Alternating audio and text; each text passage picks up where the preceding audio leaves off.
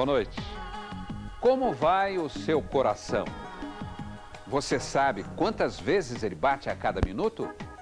E a pressão arterial, os índices de colesterol? Perguntas que todos os brasileiros deveriam se preparar para responder. Médicos garantem, o coração é a bomba que move o nosso corpo. No Globo Repórter desta noite, saúde cardíaca. Quantas descobertas! Alimentos como ovo e lombo de porco estão saindo da lista dos proibidos. Novos exames já conseguem detectar obstrução de artérias sem a necessidade de cirurgias. A medicina avança, mas não muda velhos conselhos. A alimentação saudável e exercícios controlados podem manter um coração longe de qualquer susto.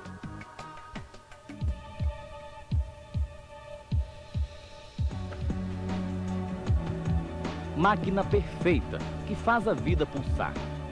Comanda todo o nosso corpo, até os sentimentos. Saudável, funciona como uma usina de força. Mas sem a manutenção adequada, vira sinônimo de risco. As doenças do coração, segundo as pesquisas, matam cerca de 30% da população do planeta.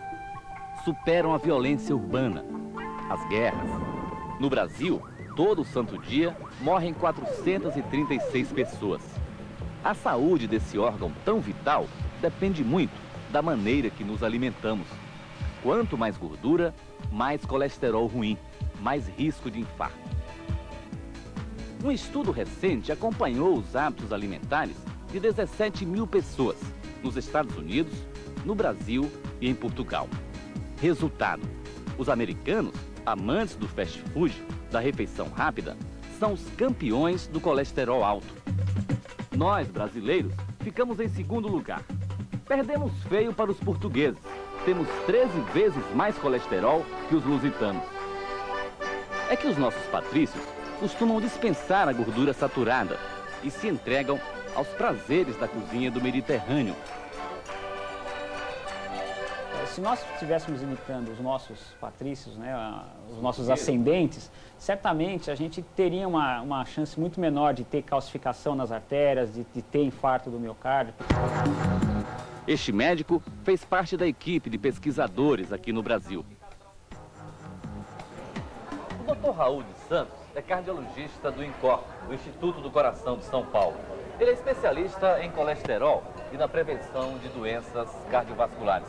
Nós vamos dar uma circulada aqui por esse buffet de uma churrascaria para pedir ao Dr. Raul que nos mostre quais são os inimigos do coração. Aqui nós estamos diante de um já, né, doutor? Então essa região aqui é uma das mais perigosas para aumentar o seu colesterol ruim, o seu LDL colesterol. Nesse passeio pelo buffet, o Dr. Raul nos revelou algumas surpresas. Quem disse que um lombinho de porco faz mal? Não é toda a gordura de porco que é ruim. A gordura de, por exemplo, o lombo do porco é uma carne que não tem muita gordura saturada. Então você pode comer o lombo de porco mesmo quando você tem colesterol alto. Peixe, né? E para ajudar a baixar o colesterol, o médico sugere peixe, azeite de oliva. Concentram gorduras benéficas, ele diz, a poliinsaturada e a monoinsaturada. A vantagem dessas gorduras poliinsaturadas e monoinsaturadas é que quando você consome elas no lugar da saturada, elas ajudam a baixar o LDL colesterol. E a gordura monoinsaturada, que é do azeite de oliva principalmente, do abacate, etc., ela ajuda a aumentar o colesterol bom, que é o HDL colesterol. Para quem vive falando mal do ovo, uma novidade. O ovo é um alimento injustiçado. Apesar dele conter uma quantidade razoável de colesterol, ele praticamente não tem nada de gordura saturada. E o organismo tem uma capacidade limitada de absorver o colesterol que está no ovo. Na churrasqueira, vendo gordura escorrendo, espetos de dar água na boca, o Dr. Raul nos surpreendeu mais uma vez. Carne vermelha, magrinha, 2, 3 vezes por semana, não é tão desaconselhável como falam, principalmente para as mulheres. A mulher tem uma chance maior de ter anemia do que o homem, por causa da menstruação. Então é importante comer a carne vermelha, porque é a melhor forma que a gente tem de absorver o ferro. O nosso organismo produz 70% do colesterol que circula na corrente sanguínea. Vem do fígado, tanto o bom, o HDL, quanto o ruim, o LDL. Toda a outra parte, 30%, depende do que comemos. Nas artérias, a gordura vai se acumulando nas paredes e, com o tempo, se calcifica. Formam-se, então, as chamadas placas duras, que impedem a passagem do sangue. Mas são as placas moles uma das mais recentes descobertas da medicina, uma novidade perigosa. Tem sido demonstrada como sendo a principal causadora, realmente, dos eventos agudos, como, por exemplo, o infarto agudo do miocárdio. O cardiologista Carlos Rochit, do INCOR, vai nos mostrar como elas se alojam nas coronárias. Essas manchinhas brancas aqui São placas de cálcio. Tá, e aí o senhor vê o quê? As placas moles? Isso, se você movimentar, nesse caso, um pouquinho longe dessa localização, você vai observar um espessamento da parede, como aqui, por exemplo, demonstrando uma placa mole nessa região, não calcificada. E mais adiante um pouco na artéria, a gente começa a identificar, as placas calcificadas. E onde é que são as placas calcificadas? São essas áreas brancas aqui. As placas de gordura levaram Dona Maria ao centro cirúrgico. Ela tem 2 artérias obstruídas e sente dores insuportáveis. Forte. É forte que chega a subir para a garganta, né? Parece que vai sufocar a gente, sabe? Sabe quando uma pessoa quer matar outra enforcada? Deve ser assim, que horrível. O cirurgião Expedito Ribeiro mostra numa ilustração como vai aliviar as dores no peito de Dona Maria. É uma situação de que a artéria está completamente ocluída, quer dizer, não obstruída. Então, um sistema de que vai abrindo na placa... O catéter vai abrindo a placa? Vai abrindo um túnel nessa obstrução dessa artéria.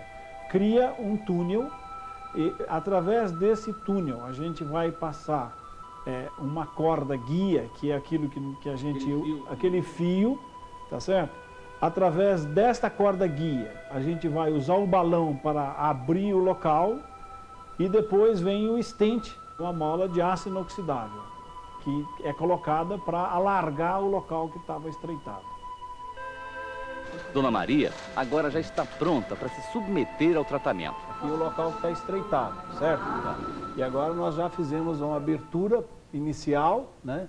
Veja como já melhorou o calibre da artéria, o fluxo já está melhor. Vai liberar. Agora só falta levar o stent.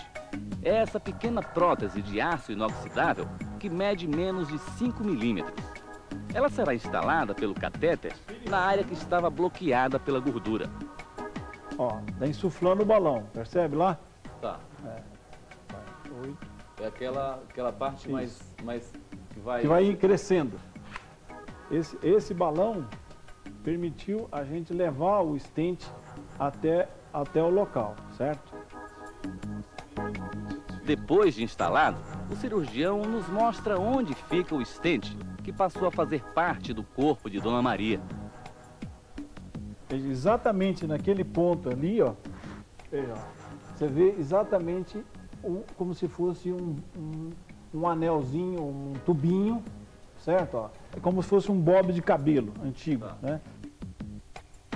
Na artéria que recebeu a prótese, o sangue voltou a circular. Na imagem anterior, nós temos a obstrução. Existe como se uma falha de enchimento. A artéria não está completa, o C não está perfeito. O desenho é diferente. É diferente. Agora aqui já está um C completo e aquele local que estava estreitado já desapareceu. Dona Maria diz que o alívio foi imediato. Já sente diferença mesmo? Ó, Tá respirando mais? respirando maravilha. A senhora não conseguia respirar assim, Não não? conseguia respirar, quando eu não respirava, doía aqui no peito. E agora não dói mais? Ó, que delícia. Pela reação dela, o médico tem certeza que a angioplastia foi um sucesso. Alguns pacientes que estão com infarto, por exemplo, essa melhora é muito rápida. Imediata? Né? Imediata. Vale do Anhangabaú, centro de São Paulo. No meio da rua, exames de graça para avaliar o coração dos paulistanos. De todos os fatores de risco, o colesterol é um dos mais traiçoeiros, diz o Dr. Raimundo Marques, presidente da Sociedade Brasileira de Cardiologia. Uma pesquisa concluída este ano revelou dados preocupantes. Até 70% da população sabe o que é colesterol, mas 60% não faz nenhum exame de colesterol. Um absurdo. 30% dos brasileiros não sabem nem o que significa colesterol. O senhor sabe o que é colesterol? Pra ser bem sério, não. O senhor já fez exame de colesterol alguma vez? Não, nunca fez. É a primeira vez? É a primeira vez. Os resultados, na grande maioria dos casos, são sempre desagradáveis. Quanto deu aí o colesterol dele? 217, está um pouquinho alterado. Tem que dar abaixo de 200. Você sabe quais são os riscos do colesterol alto? Mais ou menos, né? O que você sabe? É perigoso ter um infarte. Que diz que a gente é uma bomba ambulante, né? É tamanha a desinformação que os médicos estão assustados com as projeções para o futuro. Hoje nós temos 30% dos óbitos brasileiros pela doença cardiovascular, uma morte a cada 2 minutos. Em 2020, a projeção é que isso atinja 50% da população, sendo uma morte a cada 30 segundos. Uma doença silenciosa, sem sintomas. Pode até matar ou deixar sequelas graves. A hipertensão atinge quase 24% da população do país, de acordo com uma pesquisa recente da Sociedade Brasileira de Cardiologia. A prevenção começa com um simples exame que dura menos de 1 minuto. Medir a pressão arterial deve fazer parte das nossas preocupações. Dona Olga, sua pressão está 16/10. 16/10 é uma pressão alta que inspira cuidados médicos. A pressão do seu Valmírio, que é taxista, deixou a enfermeira assustada. O senhor teve uma pressão, então, de 24/12. É uma pressão extremamente alta. O senhor precisa de um acompanhamento médico. Nós verificamos depois, 5 minutos após, e constou 20/13. Continua muito alta. O senhor sabia que tinha essa pressão? Não. Eu nunca tirei a pressão. É a primeira vez? Primeira vez. E agora você vai fazer o quê, senhor? Não sei. Vamos pro médico, né? Eu vou trabalhar. Uma pessoa com pressão de 24, 240, como nós preferimos chamar, é uma pessoa que tem um alto risco de desenvolver um derrame, ou um infarto, ou alterações para o lado da função do rim, no prazo de 10 meses, 1 ano. Segundo os cardiologistas, no Brasil, 1 em cada 2 pessoas que sofrem de hipertensão sabe que tem a doença, mas não faz qualquer tipo de tratamento. Quando sabe, não vai se tratar, não procura o médico, o que é que pode acontecer? Aí é mais ou menos como você saber que você está sem freio e enfrentar uma serra, uma descida de serra. A sua chance de cair pela ribanceira é muito alta.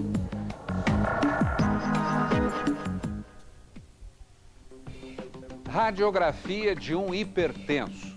Até o trânsito acelera o coração dos estressados. Daqui a pouco. O dia do São José começa na praia de Ipanema, com uma caminhada.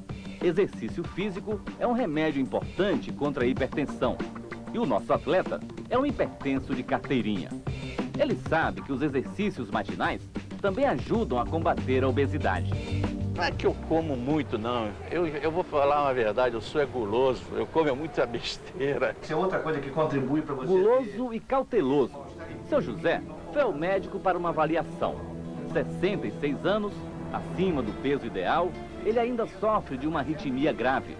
O coração bate acelerado, chegando a uma frequência cardíaca de 120, 130 batimentos por minuto.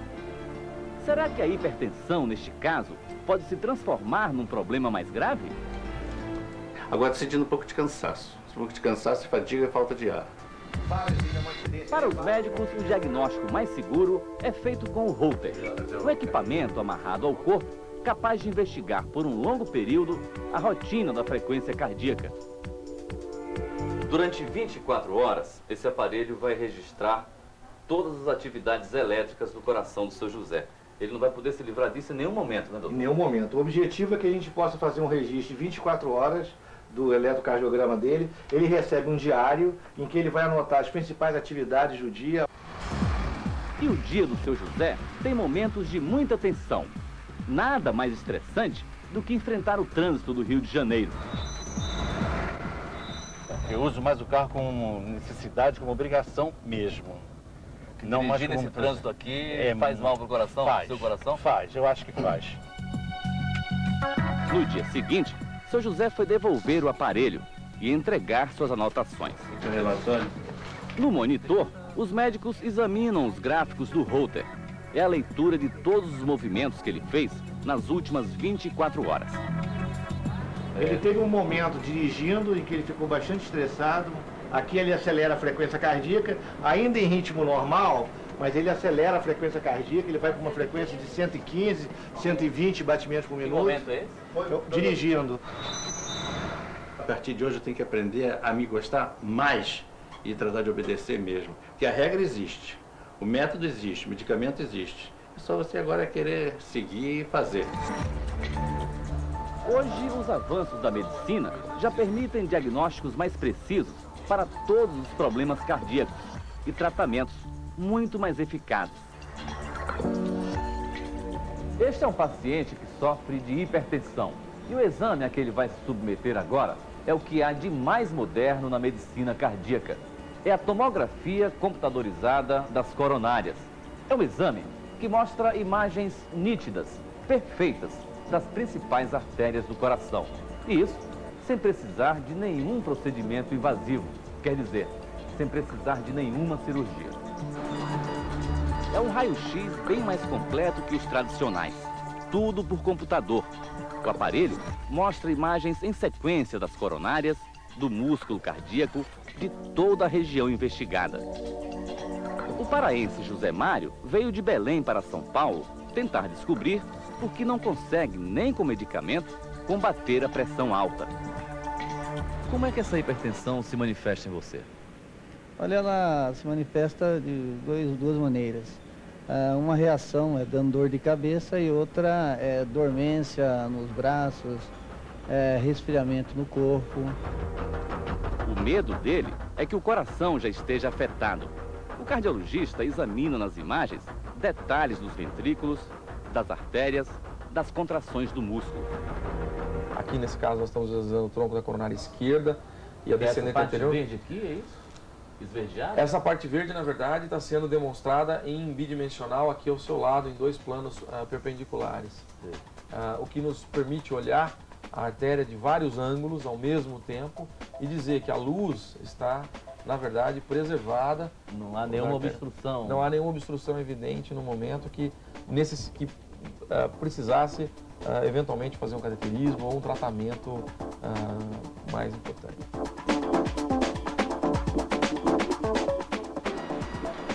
Zé Mário só precisou trocar o medicamento que controla a pressão. Mas quando o problema é mais sério, o coração de um hipertenso pode disparar de forma descontrolada. Para curar as arritmias, a medicina já conta com um novo tratamento. A técnica é conhecida como ablação, uma espécie de cateterismo que regula a frequência cardíaca. O coração desse paciente bate 160 vezes por minuto, em repouso. Um quadro grave. Em situação normal, isso não passaria de 60, 70 batimentos no máximo. Essa arritmia ainda acarreta um risco de formar um coágulo dentro do coração e esse coágulo, quando se desprender do coração, causar um derrame cerebral. Os impulsos elétricos que fazem disparar os corações descontrolados agora podem ser contidos. Para isso, a medicina criou uma cirurgia sofisticada. Dá para perceber ali pelo monitor que o procedimento está começando nesse momento. Esse trabalho consiste em isolar um pedaço do coração. Quer dizer, o médico desliga alguns fios por onde passa uma corrente elétrica que provoca a arritmia. Doutor, isso significa em queimar, cauterizar esse pedaço do coração, é isso? Exatamente. O que nós estamos procurando aqui é, através da cauterização, destruir um tecido que é anormal, um tecido que provoca arritmia. O médico trabalha com 4 catéteres. O de forma circular faz o mapeamento da área a ser isolada. Aquela imagem ali, a gente está vendo o catéter circular que está ao redor das veias que vem do pulmão, dentro do coração, e aquela ponta preta é é o catéter que na verdade faz a cauterização, né, que está realizando a desconexão elétrica dessa região do coração. Depois de quase 2 horas, o Dr. Eduardo conseguiu controlar o ritmo acelerado de um coração que não parava de dar sustos. A gente já pode perceber que os batimentos agora estão mais lentos estão mais lentos e mais regulares. Agora estão a 60 batimentos por minuto. A arritmia está controlada, quer dizer, controlada. Acabou. Acabou.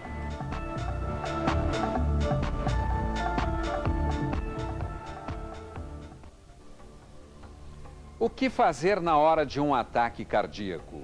E a incrível história do homem que escapou de 4 acidentes aéreos e 3 infartos. Daqui a pouco.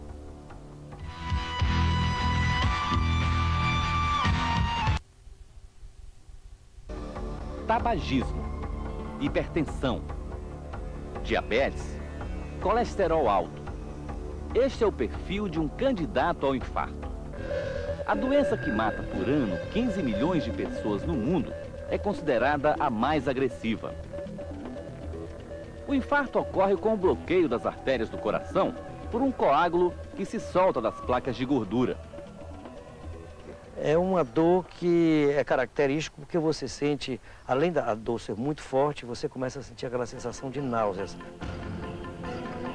Ele só não pode se queixar da sorte. Este fazendeiro já passou por 3 infartos e 4 acidentes aéreos. No último, estava sendo socorrido quando a porta do avião se abriu em pleno voo.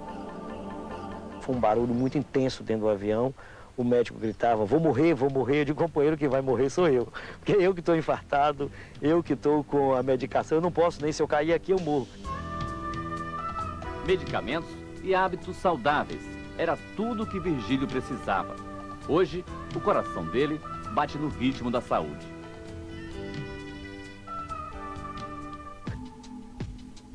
Fumante, estressado, 15 horas de trabalho por dia. O seu Adolfo, que é vendedor, estava em casa almoçando quando foi atacado pela dor forte no peito. Eu fui levado de carro pelo meu cunhado, de casa na apenas uns 10 minutos, talvez menos. Quanto mais rápido o socorro, maior a chance de escapar da morte, diz o professor Ramírez, presidente do Instituto do Coração de São Paulo. 40% dos pacientes que têm dor no peito, começam o infarto, morrem entre casa e qualquer atendimento. Por isso não pode demorar. Qual é a primeira porta de pronto-socorro que eu tenho? Esta. Vai lá que vai ser salvo. Nem todos os casos de infarto são identificados pelo eletrocardiograma. O médico Carlos Alberto, de 71 anos, fez os exames tradicionais, mas não conseguiu descobrir a causa do desconforto que sente no peito. Em situações como esta, os especialistas recorrem à cintilografia cardíaca. Eu diria que é um exame excepcional, pelo menos quanto à doença coronária, ele é bastante efetivo. A cintilografia é feita com esse equipamento de última geração. Os médicos conseguem ver qualquer anormalidade no sistema cardiovascular. As imagens fornecidas pelo aparelho permitem diagnósticos mais precisos. Essa aí é a imagem tridimensional do coração do Dr. Carlos. Exatamente. Pela mancha branca que aparece no coração, o médico descobre que o Dr. Carlos Alberto tem uma isquemia, um pequeno entupimento nas artérias. Fazendo a avaliação, a gente chegou a 3% do músculo cardíaco que está sob isquemia. No caso do Dr. Carlos. É um número pequeno. Risco grande viveu seu Antônio Francisco. Ele foi internado no INCOR com 3 grandes obstruções nas coronárias. Começou aquelas pequenas dores, né? Então, cada mês que passava ia aumentando mais, né?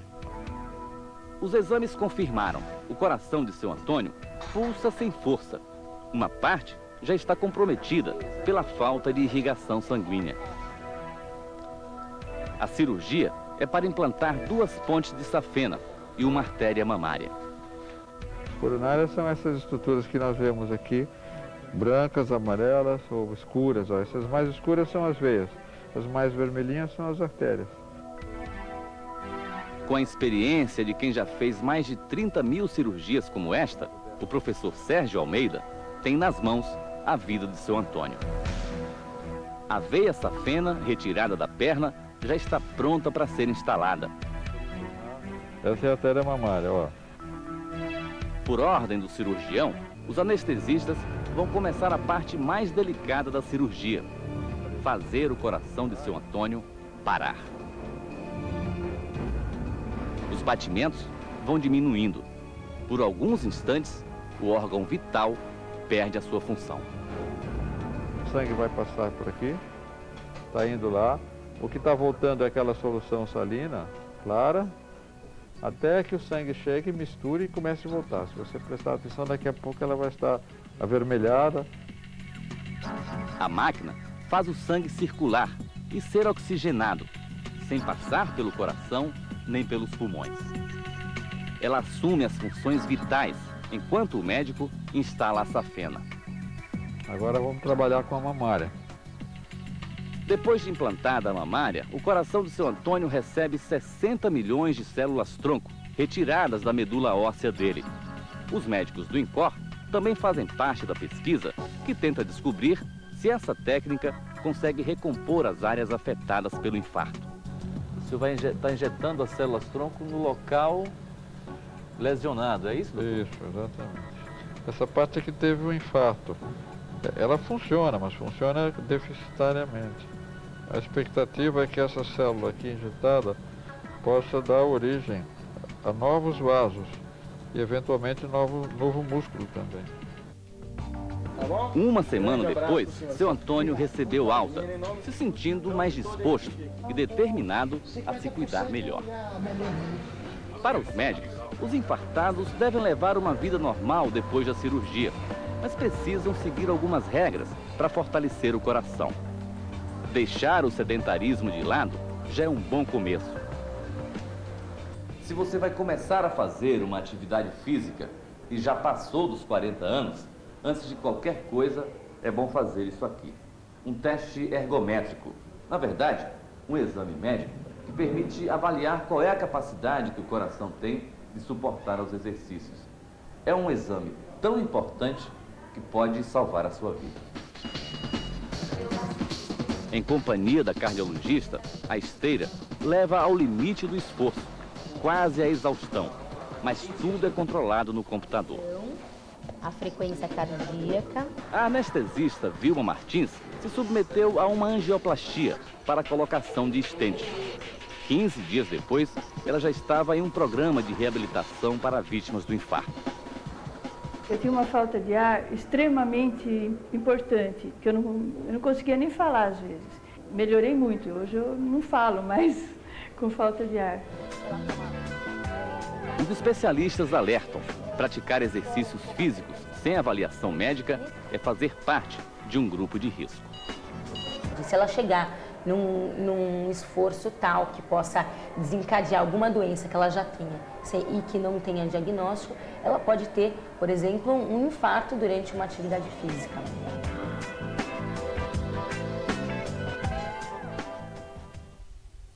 Células-tronco. Será que elas podem mudar o destino dos brasileiros condenados pela doença de Chagas? Veja a seguir.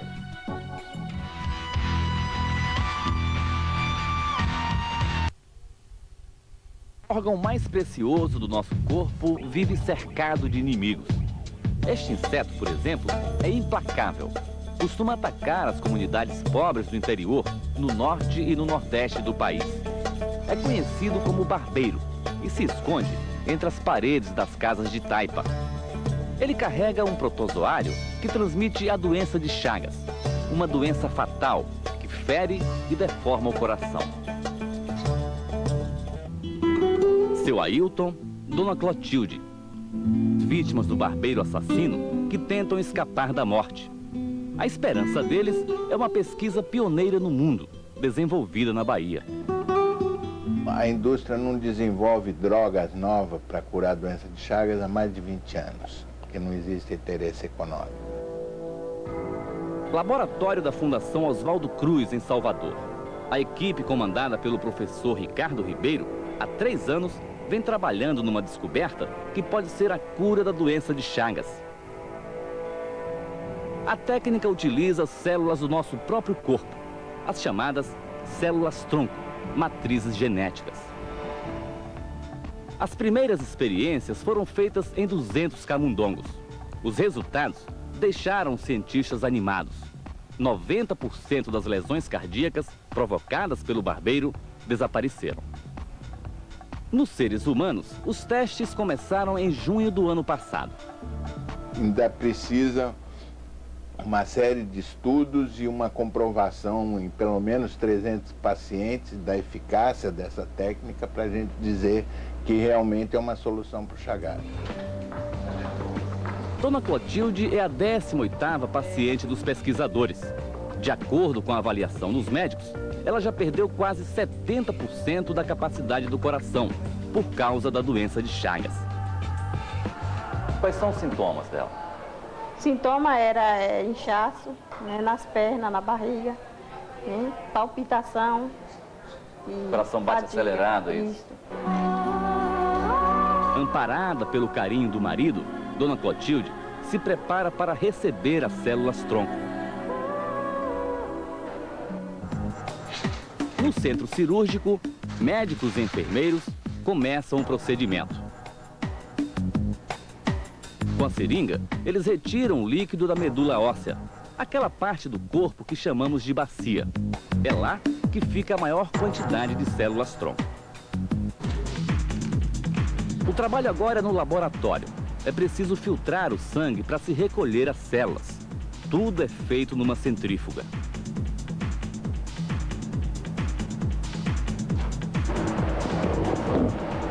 A esperança de Dona Clotilde representa apenas 1% de tudo que foi retirado da medula óssea dela. Fica no meio desse tubo, entre essa parte branca e essa outra amarelada, como se fosse uma pequena nuvem clara aqui no meio. É aqui que se concentram as células-tronco.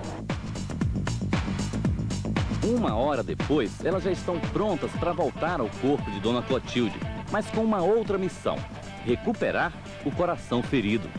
Seriam células inteligentes?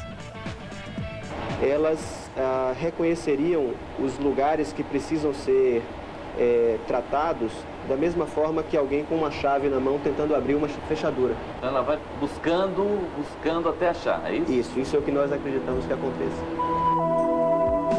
O procedimento é simples, dizem os médicos. Anestesia só na virilha, para uma pequena incisão. Nesse momento aqui, ele começa a ser introduzido pela artéria femoral. O primeiro catéter vai levando um contraste.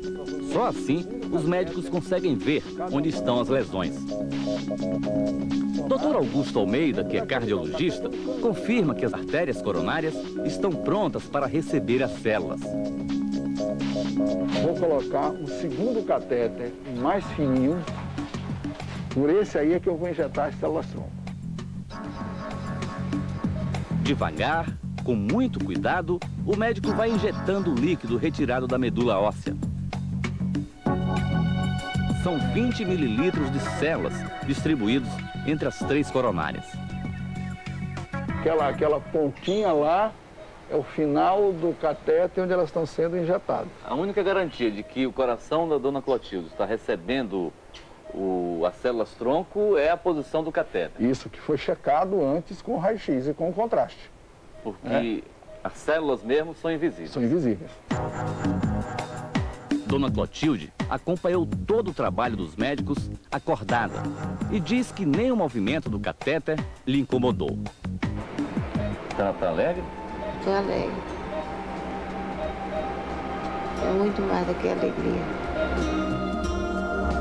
Mas como fica o coração depois de receber as células-tronco? Os pesquisadores acompanharam com uma câmera especial várias etapas do tratamento. Isso aí, quanto tempo depois da injeção? 2 horas depois da injeção. A gente está vendo nessa imagem, em verdinho, são as células-tronco recém-injetadas. E o coração chegando ao coração. Essas células-tronco que continuam verdinhas já estão se incorporando, grudando aqui no tecido cardíaco. Aos poucos, elas vão reconstituindo as áreas afetadas. Já se confunde um pouco com o músculo. Já se confunde e começam a colar aqui, ó, tá vendo? Aqui já é com 5 e 9 dias que mostram que essas células-tronco se integraram no coração e transferiram o material dela, que é esse verde, para a fibra cardíaca, modificando essa fibra cardíaca.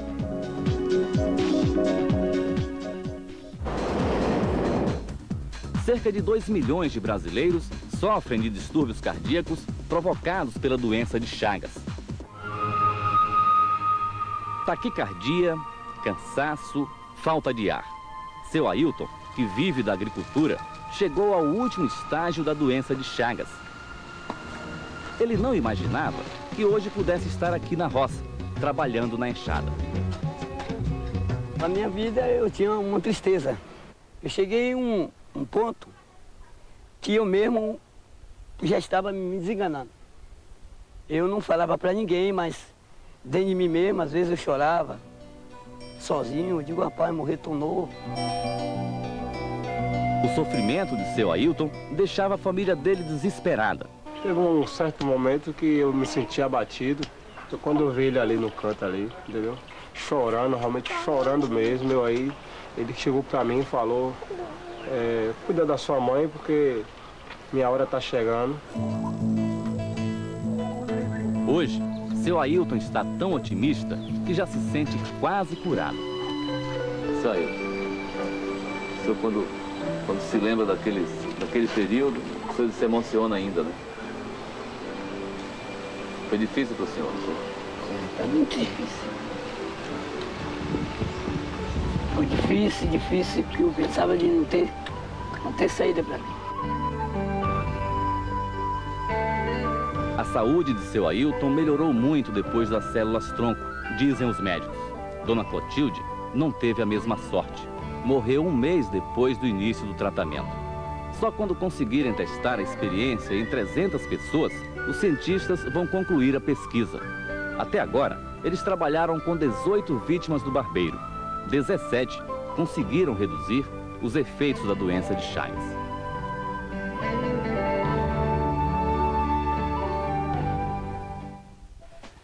O choque que salva. Médicos provocam uma parada cardíaca e conseguem controlar um coração doente. Daqui a pouco.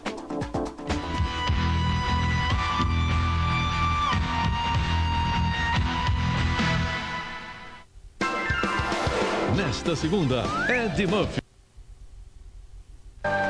20 anos de idade e o vigor físico de um jovem saudável. Mas de repente, Anderson desmaiou, jogando bola com os amigos. Um acidente parecido tirou a vida dentro do campo de 2 jogadores profissionais.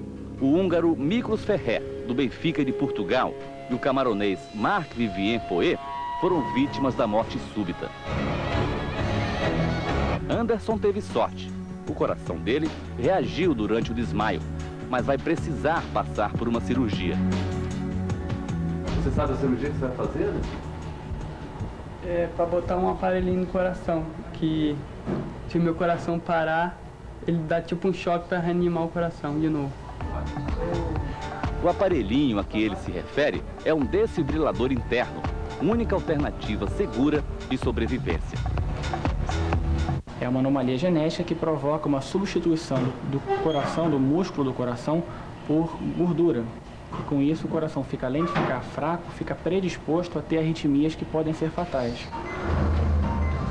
Antes da cirurgia, o médico precisa comprovar se foi mesmo uma crise de arritmia a causa do desmaio. Para isso, os batimentos cardíacos são acelerados.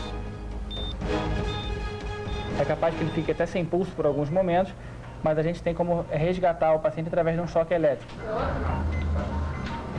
O coração começa a disparar. Chega a 240 batimentos por minuto. Entra num processo que os médicos chamam de fibrilação. A pressão arterial cai. Chega a quase zero. É o momento mais crítico. Tudo é monitorado, controlado pelo cardiologista. Quando o coração para, o paciente é reanimado imediatamente. A descarga elétrica é violenta. Um choque de quantos volts, mais ou menos, doutor? 200 joules, dá um pouco mais de 900 volts, mais ou menos. Um choque forte, né? É um choque forte. Para reverter, tem que passar através da parede do tórax para chegar ao coração. Tem que ser um choque forte.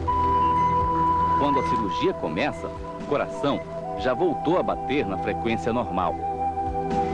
O aparelho que está sendo instalado no Anderson é igual a este aqui, ó. Pesa 78 gramas e tem mais ou menos 7 centímetros de diâmetro. Essa parte metálica é de titânio, essa outra aqui é de silicone. Aqui dentro tem uma bateria que dura de 5 a 7 anos.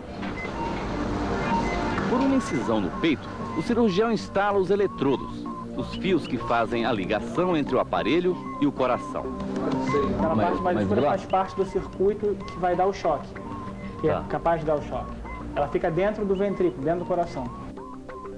Difícil foi encontrar a melhor parte do coração para encaixar os eletrodos. Achou finalmente o lugar, doutor, certo? Nós colocamos no lugar mais sadio que eu achei. Esse aqui é um momento decisivo da cirurgia, é o teste final. O doutor Eduardo precisa saber se o desfibrilador interno instalado no peito de Anderson está funcionando ou não. Para isso, ele vai estimular mais uma arritmia grave, quer dizer, mais uma parada cardíaca. Os batimentos são novamente acelerados, até o coração não suportar. Anestesiado, Anderson precisa passar por mais uma descarga elétrica. Deu para perceber que o aparelho está funcionando, né? Está funcionando muito bem. Nós provocamos uma arritmia grave nele novamente. O aparelho é capaz de sentir e reconhecer que ele está num ritmo capaz de matá-lo. É como se fosse uma morte súbita. Exatamente. E uma vez que o aparelho libera energia, o paciente volta ao ritmo normal. Depois de tanta tensão, o médico relaxa, com a sensação de mais uma missão cumprida. Num momento como esse, o médico não se sente assim como se estivesse brincando de ser Deus, doutor? Na verdade, não. É um momento de muito estresse, é um momento de muita angústia. Eu sempre gosto de passar por esse momento o mais rápido possível. Acomodado entre a pele e o músculo do peito, o desfibrilador passou a fazer parte do corpo de Anderson.